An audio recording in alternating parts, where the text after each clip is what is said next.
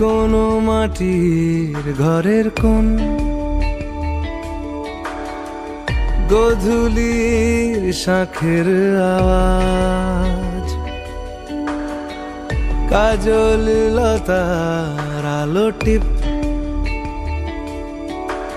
চাদর বিছিয়ে দেওয়া